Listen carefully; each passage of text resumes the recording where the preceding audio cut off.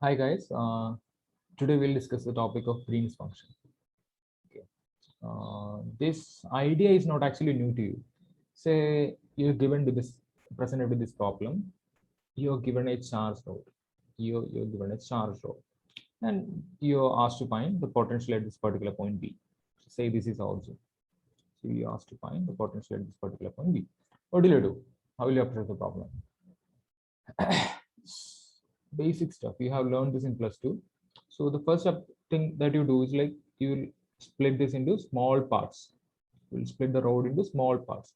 Okay, let me say first in hand, like this is a charge distribution we have, right? This is rho of r. This can be constant. Rho of r can be a constant. That is, whichever part of this road that we take, this charge density is same. Or it can be some other function, any arbitrary function, say for example r square. That is, at this origin, the charge density is 0. As we move along, the charge density will increase, and at this end, that will be the most charge density. Okay, so keep it here.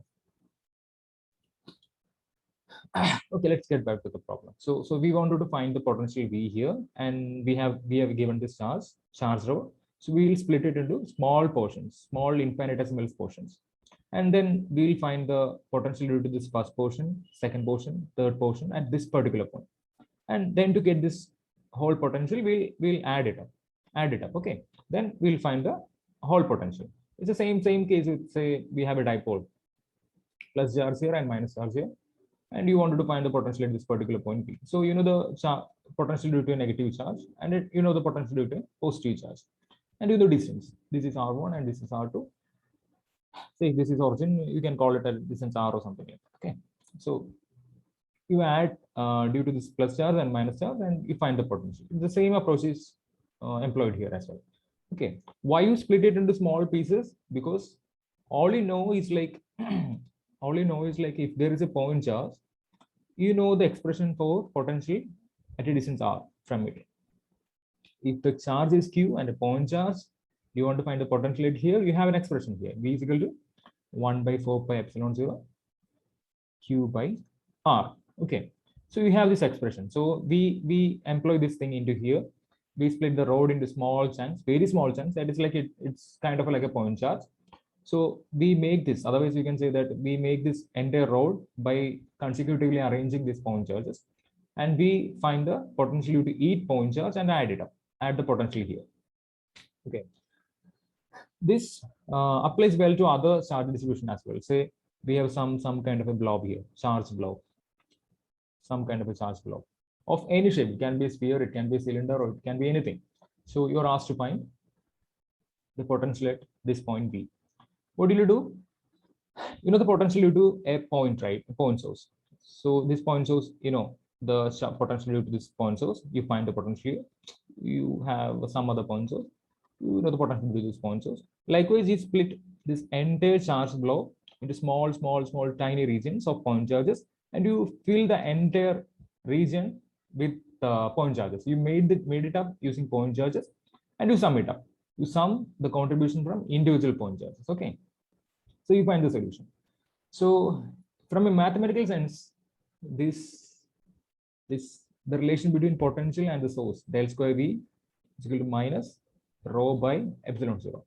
So rho is a function of r. It's a function of space, which means it can be of any function, right? It can be of any shape. Like it can be defined only for this particular region, and it can be 0 outside this particular region. So it can be it's a function of space. Rho by epsilon 0. So our problem is like given this rho of r, rho of r can be this particular blob, or rho of r can be this particular road, or anything, any shape.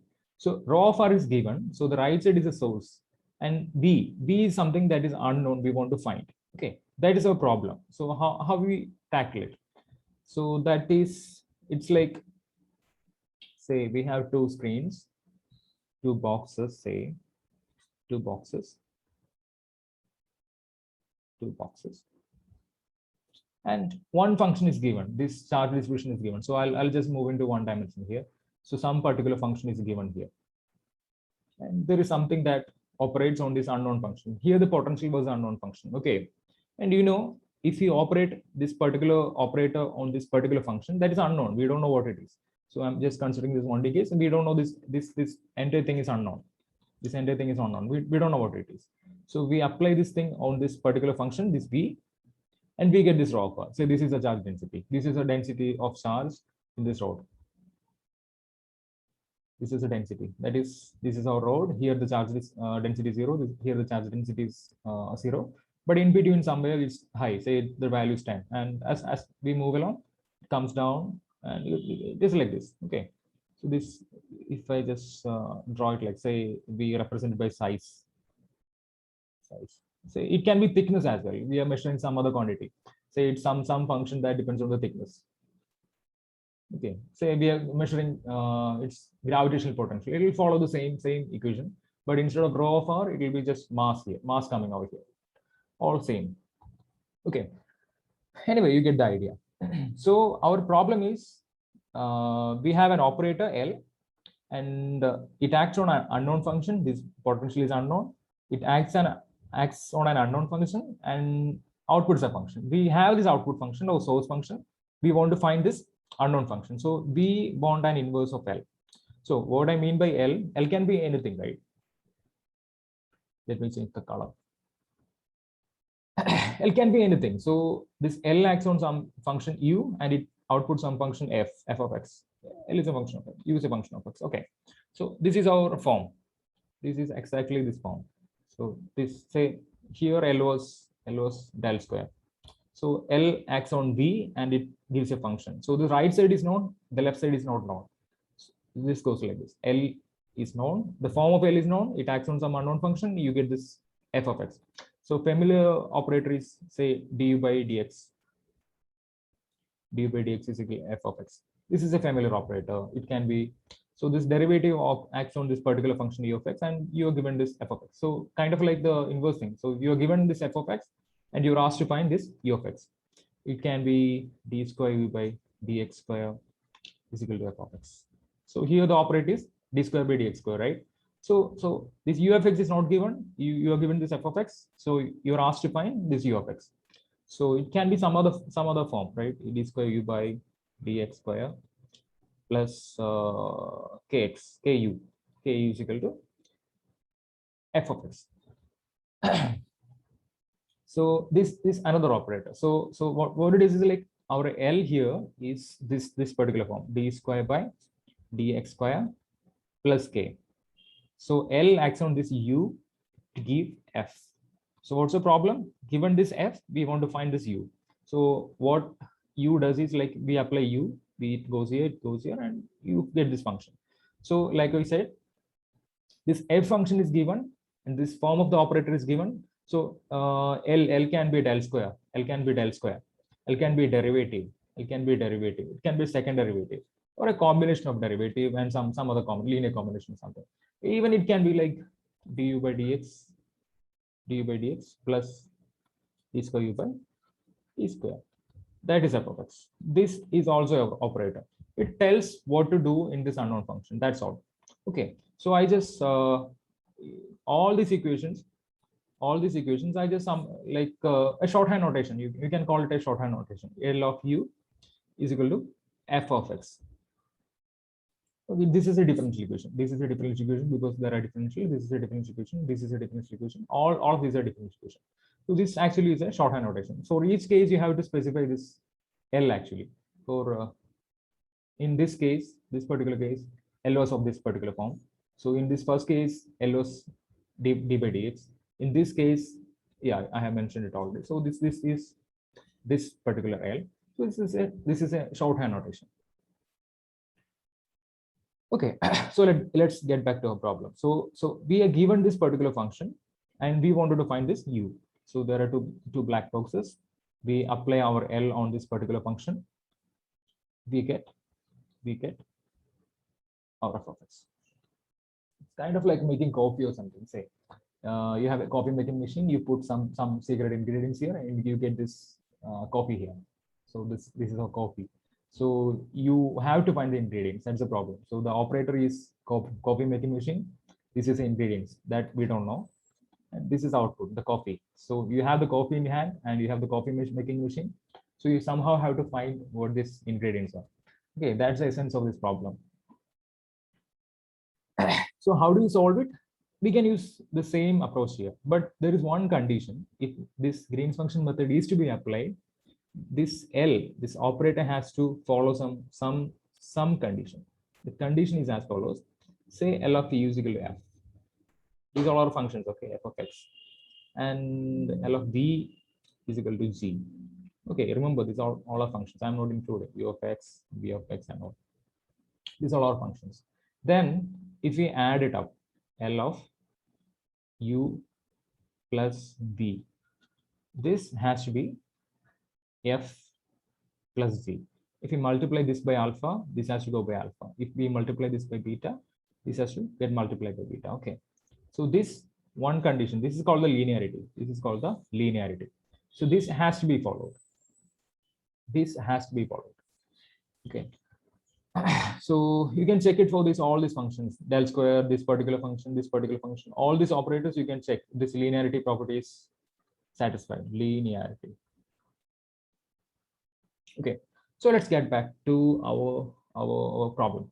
So you are given this L of U. This L is given. L can be some operator. U is unknown. You want to find F. So how can you find the solution? So just in the case of charge distribution, let's once back into the charge distribution case. In the case of charge distribution, we had some charge distribution, isn't it? So how did we find the solution? So we approximated this by point charges, isn't it? So say we know the solution for a this solution for a point charge. So if we know there is a point source here, there is no line here. I'm just saying there's only this at this point there is a point charge. So this is our rod here. You know the charge at this point. Say this rho of r is r square, and this is our origin 0. This is 1. So this is 0.2 or something. So the value at this point will be 0.4.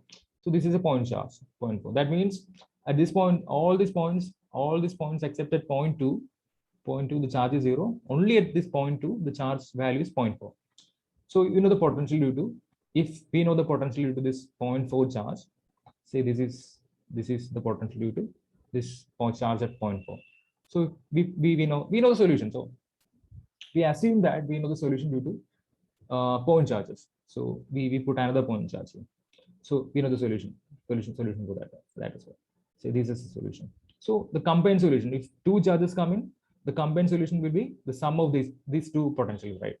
This same case, we wanted to find the potential due to this charge rho. So we assumed it by point charges. We know the solution for this point charge problem. Say there is some point charge Q, you know the potential what it is. So you made it up into small pieces, point charges, and you added it up, added the contribution of individual point charges. So we are applying that to any operator L here. This operator can be anything, right? So this is some kind of a source function. So we know the solution due to a point source. We know the solution due to point source. So here we are approximating this function using point charges, point sources. So we know we approximate some other point source. We put some other point source here. So you know the potential due to that is this. Okay, we have some other point source here. We know the potential due to that is this. And we put some other point source here, and we know the potential due to that is this. Okay, I'm not saying it anymore. So likewise, just in the case of a road, we put infinite number of point sources, and we know the solution for this particular function corresponding to this point sources. So we approximate this entire function, or build the entire function from point sources, and we add it up. So say our source was only these two particular things, and you wanted to find what the corresponding function was. So you know the solution for this were the source. This was a f of x. This was f of x, and you wanted to find the u value. So you had operator. So you know the solution. So you know what is, if L of some function is called it g. L of g. This is some point function, point source. Okay, that is something sitting at a particular point. So you know this g. In early case, it was like del square v was q by epsilon 0, minus q by epsilon 0. So you know the solution for this particular Q. So likewise, here there is a point source and you know the corresponding G function. So this is a G function. There is another point source, and you know the solution for that, but that one as well. So we add it up. So you get this entire solution. Okay, this was a function. Say if this entire function was a continuous one, you can still use the same approach. You just make the whole function by approximating it with point sources. So the strategy is clear now. So if we have some operator, if you can find some function g, that is a solution to some point source.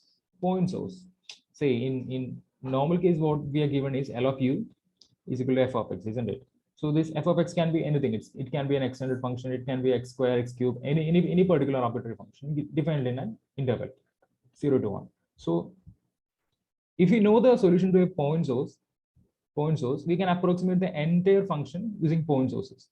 So it's all comes down to finding the solution to a point source. Okay. So for an operator, there exists a function g that gives solution to, that is a solution to a particular point source. This is idea.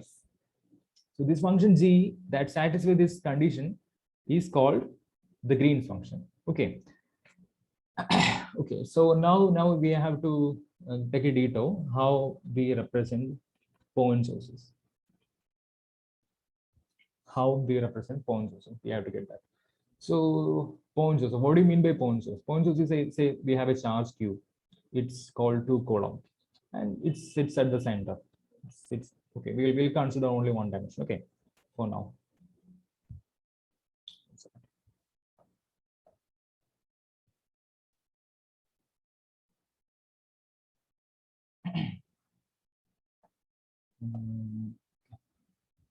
Yeah, what is a point source and how do we define it mathematically? So I'm only considering one dimension, and at some point in this line, okay, I'm fixing my origin here. This is my origin. This is a positive direction. This is a negative direction. So some charge. Say this is 2 coulombs. Okay, let's make it 1. I don't know this. Okay, so let's make it a 1 coulomb. 1 coulomb charge is sitting at this particular point. So how do we define this mathematically? So how do we define, say, if we have a rod or an extended charge like this, the entire charge, how do you find it? Like we describe this by rho of r, right? A density function. So the entire charge will be rho of r dr. This will give the total charge q in here, isn't it? We know the density. We integrate all the space to get this q value, the total charge, isn't it? So here there is a slight problem because this is a point source, right?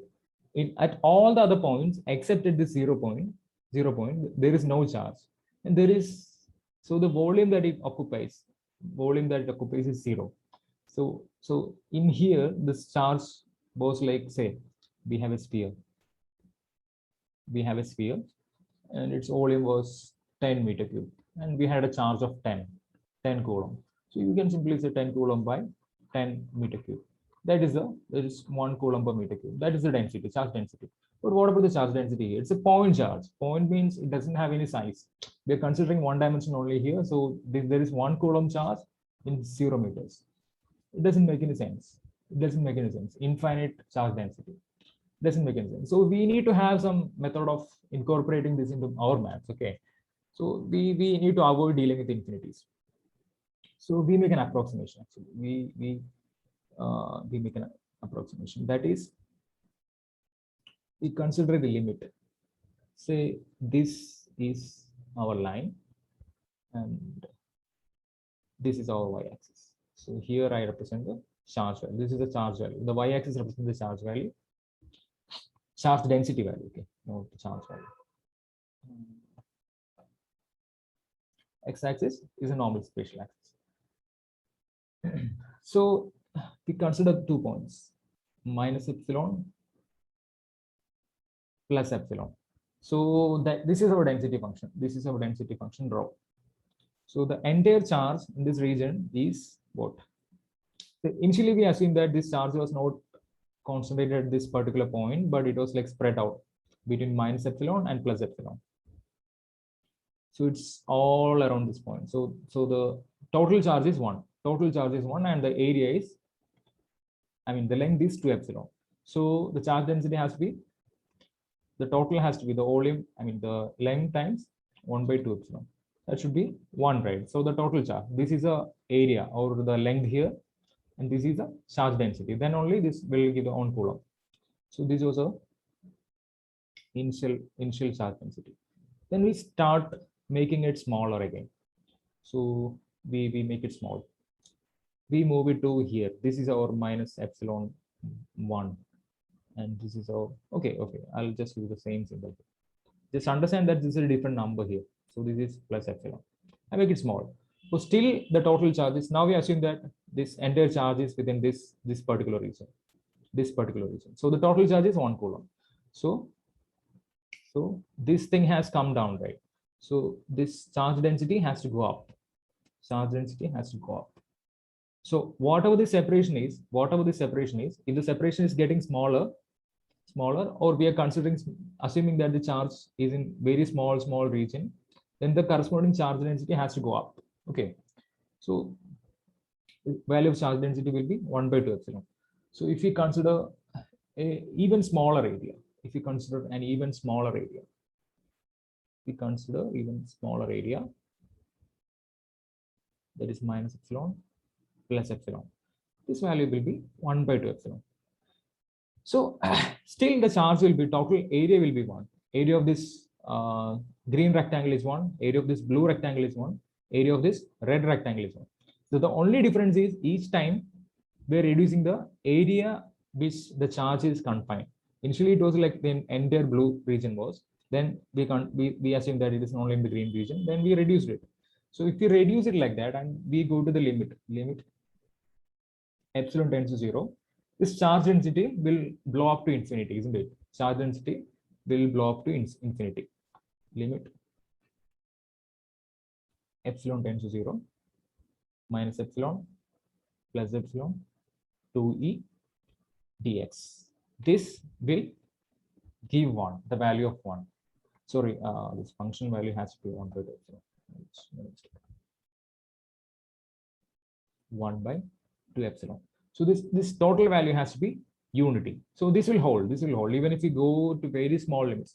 If this is really 0, then this value will shoot up to infinity. Just like I said, some charge, this will go to infinity. So this is actually never infinity, but it will move to infinity. Okay, we call this particular function, that is, if we make it really small, this is our axis, this is our origin. So at this particular point only, this function has an infinite value.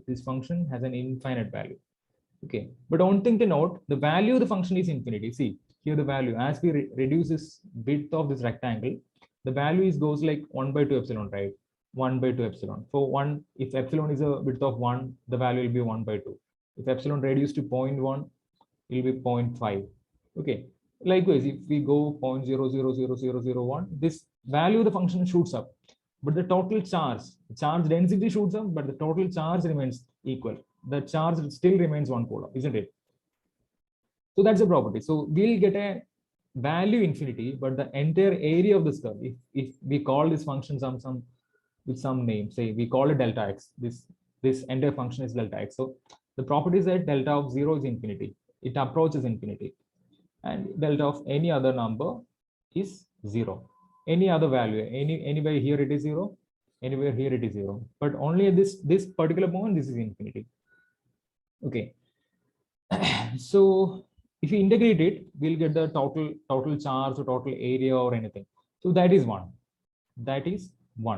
So there is another property here. Say we have some other function. We have some other function defined here. Some other function here. So what will happen if you multiply this f of x with this delta x dx? So and integrate minus infinity to particular infinity. What will you get? You can try it out. If you can pause the video and you can try it out actually. Or else, see, we have this definition here, right? We have the definition of our delta function here. So we take it here. So minus infinity to infinity, f of x. What was our delta function? It was 1 by 2 epsilon dx, right? This is what we want to find. In the limit, epsilon was going to 0. So this was our x-axis. This had a in a very small region, minus epsilon plus epsilon. This is a very high value approaching to infinity, and all the other regions in 0. All the other regions in 0. So if you are integrating between minus infinity to infinity, we know it's all 0, left to minus epsilon and right to plus epsilon. So just limit. Anyway, in those regions, we don't need to consider. We'll only consider minus epsilon plus epsilon. F of x 1 by 2 epsilon dx, isn't it? So as epsilon goes 0, all this multiplication, if there is some function, it will all go to 0, and we are approaching only this particular value. Epsilon is going to 0, right? So this limit epsilon tends to 0, this f of x will approach f of a, and this minus minus epsilon plus epsilon 1 by 2 dx. This value, we know in the limit, the area will remain same. Only the value, the average, not average, the density will go up. The area is remaining the same. So you will get f of this is 0. So we are approaching 0 because minus epsilon and plus epsilon are going to 0. Only this particular value will come up. So that's a very important property. So if we have a delta function, delta of x, f of x dx, minus infinity to infinity, we'll get the value at this particular point, f of 0. Okay, so we can do one more thing. Say, instead of anchoring it, we putting our charge at origin, we can put it at some other point. This is our at point 2, say.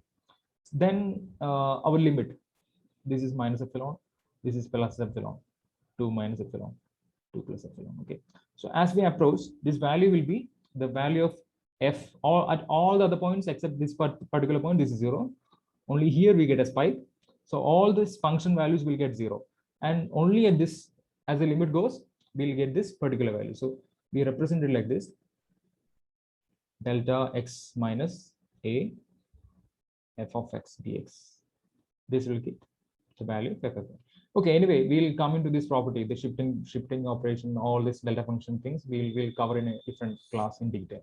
So anyway, you get the idea of what a delta function is, and this property just you need to know. So delta of x minus a is nothing. So you know delta of x, that is delta of 0 is infinity. That is like this is 0. So if I consider delta of x minus a, when does this become 0? When the input is 0, the value goes to infinity. Okay. So if I consider x minus a, that this input, the x minus a thing is 0 when x is equal to a, isn't it? So whenever this thing, the inside thing is 0, this function shoots up. So delta of x minus a will shoot up at a. Okay, just give it a thought and you will understand this. Simple stuff. Okay. And this property. So why we got into trouble with this delta functions remaining a particular function? Why? Because we wanted an expression for this point sources. We wanted an expression for this point sources. So now we have an expression, like now we know how to define a point source. Now we know how to define a point source. So we had a, sorry.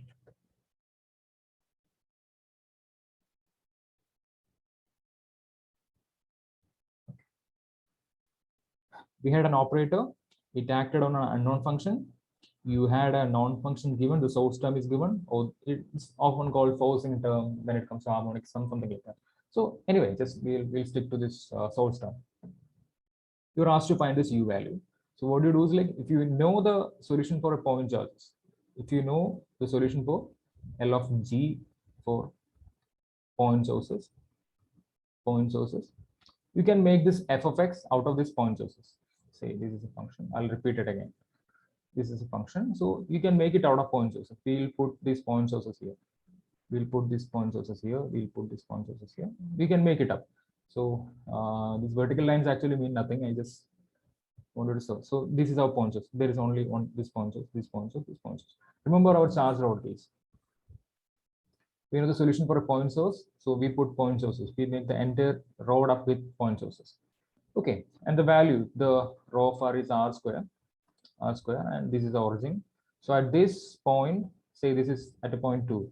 So the value will be, the charge density will be 4. So there at this particular point, the value of the point charge will be 4. Say this is at point 3. So this value, the charge density value will be 9. So at this particular point, there is a point charge with a magnitude of 9. So we approximate with point charges and we find the solution for, we know the potential or the source function or the required function for this point source solutions, point sources. So we add it up. We add the entire thing up. Okay. So if one second, there is some issue with this. Yeah, let's see back. So how do we define this function? So we actually only want, if we are given with a function f of x, if we are given with a function f of x defined like this, we only wanted to fire at this particular point. That's a point source, right? This is a point A. This is a point A. We only want a value at all these points. It should be 0. That's the definition of point source. Only at this particular point it has a value. Say this value is say 4. This particular value 4. So you get it. So you want such a definition. So you can use our delta function here. So this function was f of x. So if you define like delta of x minus a, f of x, and we integrate it minus infinity to infinity. As I mentioned it, what you get is f of a. Okay, so if this function is running for all these x values, you can put in, you're free to put in any x value. So in this integral, you can put minus infinity u delta 3 minus a. This, say this value is 3, a value is 3. Sorry. Say this a is equal to 3. This is the point 3, and the value is 4. So you can put some other value, 5 minus a, f of x. So a is 3, right? So this delta function is not going to be 0 anyway, because this fires only when this 5 minus a is 0. A is always fixed. The value of a is 3. So we will get a 0 here. Sorry.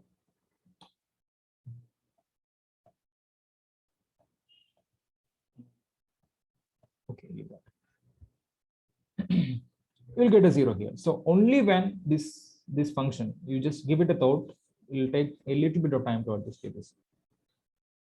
Whenever the value of x is a, only when x is a, you will get a value, this particular value. Okay. So this particular integral has a property that it only fires, it only has a value at this particular a value, and all the other values it's 0. It's 0. So that's the definition of a point source. So what is our function? So L of something, L of g is equal to, so the g is a solution for a point source. So how do we define our point source? We define it like this, minus infinity delta of x minus a. Let me put s. I don't know why there is some kind of disturbance. Okay, x minus s, f of s. Okay, so the benefit of writing it like this is x can be any value. We are integrating with respect to s. So in this is our s axis. This is our s axis, and this is our x value. So this is our x value. So you can put any value for this x, and you will get this f of x eventually. That is in this function. In this function C, if you're putting delta of minus infinity delta of x minus a, f of x. This is f of a, right? So you vary the value of a. A can be 2. Then if a is the value of a is 2, then you will get the value of f of 2. If a is 3, then you will get the value of f of 3. If a is 2.3, then you will get the value of f of 3, the integral. Okay, this whole thing is a function. This whole thing is a function. So the variable here is a. So I just switch the role here. So we integrate with respect to s ds. You can plug in the different x values. So if you put x is equal to 2, then you will get the value of f of 2. If you put x is equal to 2.3, you will get the value of f of 2.3, like this.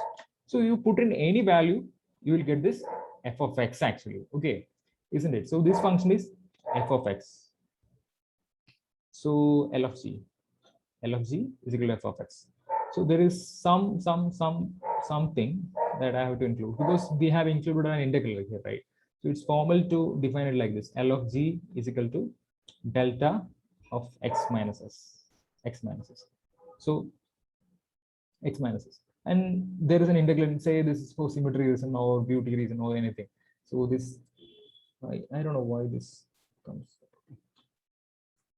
So if we have a function like this, when this operator acts on this particular g, we get a delta function. So there is an integral in the right side, right? This integral actually represents our point function, point source. So we multiply this with f of s. We multiply this side with f of s. Delta of x minus s, f of s ds. And we integrate. And infinity. So we do the same here as well. This is our g. We multiplied here with f of s, and integrate it minus infinity. Okay, I'll rewrite that a bit more neat. So say you had a function L, the L was the operator, G was x comma s. G was a function of x and s, because there are two variables obviously here, so we'll consider these two variables. So this is a function x minus s, delta of x minus s, fine. So we multiplied this side with f of s, so that'll be delta of x minus s, f of s. So we did the same thing here as well, g of x comma s, f of s, and then we integrated. Why we integrated? Because only when we integrate, we'll get this point like function, because delta as such, like it as such doesn't have any meaning, right? So if we define delta, it's like only at this point x, this axis is s, and this particular value is x. Okay, x, and you will get this infinity. The value will be infinity. It doesn't make any sense. So only when we integrate, we get a meaningful result that the area is one. So we integrate. So L g x comma s, f of s, we integrate ds, and we integrate minus infinity. So we integrate here as well, minus infinity, delta x minus s, f of s ds. So what is our initial function? Initial problem was this, isn't it? There was some sorry, I shouldn't have it like this. Some unknown function u. This operator acts on this u, and you get this f of x. Compare it with this function. So here this side is like whatever x that you put in, whatever x value that you put in, whatever. 1 second. Again, this problem. Okay, let me write this left side clean. Minus infinity, g x comma s, f of s ds is equal to, so whatever x value you put in, that will be your output, right? So this fires, this delta of x minus s fires only when this x minus s is 0. So whatever x value comes here, say if we put 2, so we will get f of 2. We put x is equal to 3, we will get f of 3. So we put f is equal to this particular x value, then we'll get f of x. X can be anything. X can be 2, 3, 4, 5, 6, anything. So f will get correspondingly f of 2, f of 3, f of 3, f of 4, like that. So this is f of x. Okay. So compare it with our initial equation. L was the known operator. U was the unknown function. You wanted to find the solution for this. F of x was known. Okay. So if you could find some function, then obviously this you compare this equation 1, call this equation 2.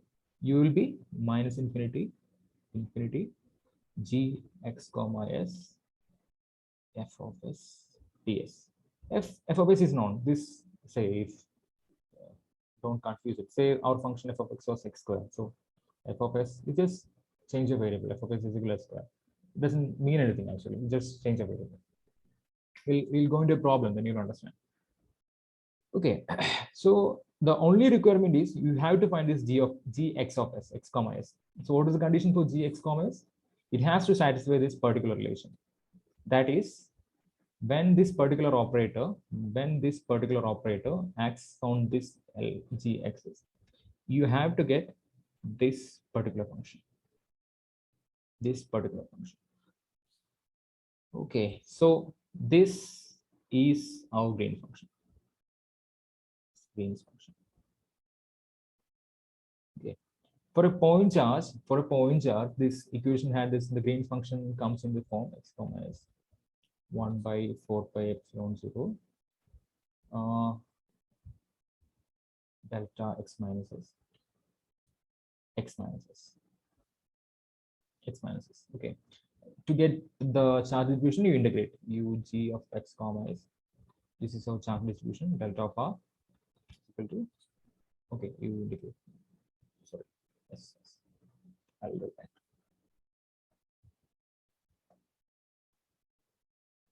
I'll rewrite g xs, you integrate it, say this is our charge distribution, rho of s ds is equal to 1 by 4 pi epsilon 0 integrated rho of s delta of x minus s divided by x minus s ds. So this will be the total charge, and this particular thing will be the distance. Okay, so this will be the potential here. V will be rho x by x minus s, something like this. It will come like this. Okay, leave that. Okay, so you get the idea. So to solve this problem, you just have to get this particular function. So our u can be obtained. I will just restate the whole thing once again. So the problem was some operator L was given, it acts on some unknown function. You get this source term. So the source term is given. You're asked to find this u. So how do you find this u? You have this equation. You add up the point sources. You have this particular equation. This particular equation. That is minus infinity infinity g x comma s f of s ds. Then you ask what this g is. If you know g, you do this integral, you will get the u. So what is g? G is a particular function that satisfies this particular property, that is delta of x minus s. This is nothing like if you have this g function, this has a value, say this will be 0 when x not equal to s, L g x commas will be 0. Only when x is equal to s,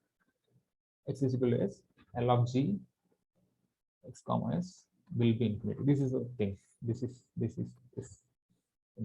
So instead of solving it for a, okay, I'll just explain it with an example.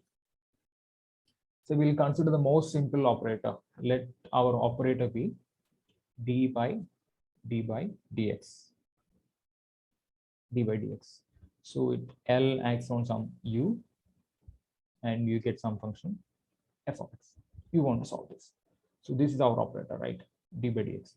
So let's say our function f of x is x square. Okay. So our function f of x is x square, and you're given this f of x is equal to x square. So you want to solve it. So there is an operator. It acts on an unknown function.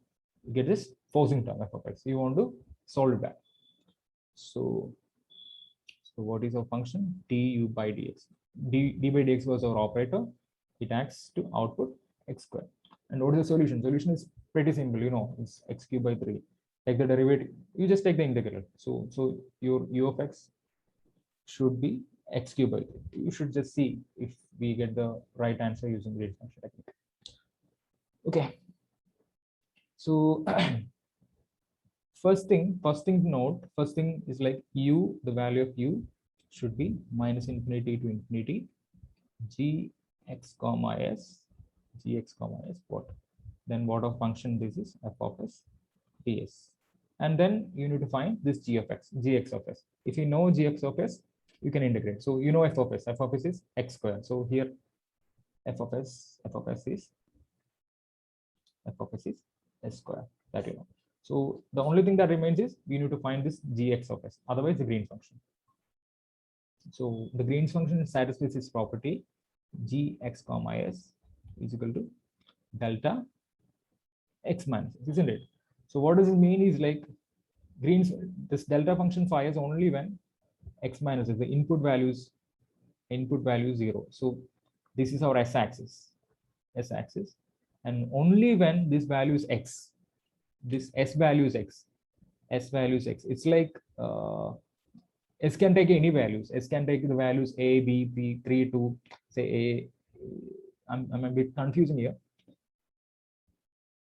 This can be a minus s. So instead of calling it a x-axis, I'm calling it s-axis. And when this a minus s will be 0, only delta function fires only at when the input value is 0. So this happens when s is equal to a, right? S is equal to a. So instead of calling it a, I just relabeled it x. I think it's a bit confusing, but sorry for that. So you understood the idea anyway. So it's x value. It fires only at this x value. Okay. And you're free to change the x value. X can be 2, 3, 4, 5, 6, any number, any number you can. Say we define this particular thing in between. We don't want to go between minus infinity. So we just define this f of x in between 0 and 1. 0 and 1, and this value is this thing. This is our function. This is our function. It's defined between 0 and 1. So the function is f of x squared. Okay, and now we want to find this Green's function. Green's function has this property. It gives an infinity value of infinity when x is equal to s. Otherwise, it's 0. So L of g x comma s is equal to infinity when x is equal to s, and L of g x comma s is equal to 0 when x not equal to s. Okay. So in this case, we can just guess it. In other cases, in more complicated cases, we'll have to solve the equations. We will tackle these problems in a later session. But for this case, it's simple. So we want a function whose derivative, so the operator was d, right? D by dx g x comma s is equal to 0 everywhere other than this point x. This is our s-axis. This is our point x. This is our point x. Everywhere other than this x value, the derivative of this some particular function is 0. So what function's derivative is 0? A constant function, isn't it? For a constant function, the derivative is 0. So it can, so we considering this is our origin, this is the value 1. So it runs, our function anywhere runs from 0 to 1, right? 0, because here, see, f of x is defined for 0 to 1. 0 to 1. For a constant function, the derivative is 0. So this is a constant function. Here it is a constant function until just left to x value. So right of it, the even for x greater than s, x less than s, this is 0. This value is 0. This value is 0. Only at x, it has an infinity, value of infinity. So even here, the values, this is a constant function, so the derivative is 0. Derivative is 0. So this is our Green's function. There is a small finite jump here. So when there is a discontinuity like this, you can see simply limit delta x goes to 0. This has a finite value. Say this is 2, and this is 1. Say 2 minus 1. That's the difference, and this small distance x goes to 1. So when there is a jump, the derivative is when the derivative is discontinuous. When the derivative is discontinuous, sorry, when the function is discontinuous, there is an infinite derivative. This changes, say this changes in a 0 interval, its value changes by some value, right? Some finite value. So anyway, this 2 by 0, that will go to infinity. So this is our Green's function. So this is our Green's function. So we obtained our Green's function. So I'll introduce you to some other functions. We need to somehow neatly represent this particular function. So our Green's function is like this. Green's function is like this. This is our Green's function. Okay, I'll just don't forget why we came here. It's been a long journey. So we wanted to find the solution to this particular problem. L of e is equal to f of x. We choose this particular x square. So if this is the equation, u is given by this particular integral, so you wanted to find the Green's function. So Green's function is the one that satisfies this particular property. So L here was a derivative, so the derivative is 0 unless x is equal to s. Okay, this is our s-axis. So for a constant function, the derivative is 0, and at this particular point x, there is a jump in the derivative. Sorry, it's not jump in the value. Jump in the value. So this is our Green's function. So when we put this in, it will satisfy. So at this particular point, all the other points left to this point x less than, sorry, s less than x. That is this region. This region dg by dx is equal to 0. And for all the points right, dg by dx is equal to 0, s greater than x. Okay, this here all the x values are greater, sorry, s values are greater than x value. So in this region as well, the derivative is 0. But when we calculate it at this particular point, the value is infinity, the derivative is infinity. So that's the definition of a delta function, delta of x minus s. Okay, then we get this particular function. There is one function we can represent it actually neatly. It's called the step function. We call it either by h of x or theta of x. We'll stick with this theta of x. Okay, so this step function is defined like this. This is our origin 0. This is like this. This is simple function. So y x. Okay, this value is 1. It's defined like this. Whenever this x value, theta of x is equal to 0 when x is less than 0, and theta of x is equal to 1 when x is greater than or equal to 0. This is the definition. So this is a picture of it. Okay. So you can see why I chose it, why I chose this function. So you can see already, I think you can already see the similarity. Okay, look at our Green's function. It does the same thing, right? Same shape. It doesn't matter what values it actually is, unless you are given some boundary conditions, say some boundary conditions. We'll come into all that in some later classes, but just get the idea here. Okay, here this is a value, this is a value, so you get the idea. Only thing is like this is not anchored at the origin 0. This is anchored at the point x. So this can be solved if we put our Green's function g of x comma s is equal to theta of x minus s. Then where will this 0 come? Where will this 0 come? Whenever s is equal to x, then this 0 will come. Just think of it. So we are shifting this function here. Basically, we are shifting this by doing this particular inclusion here. Just shifting this function here. Just shifting this function. Just think like where will the 0 go? When x minus s is 0, this will start the value. So when s is equal to x, this will start having a particular value. Okay. So this is our Green's function.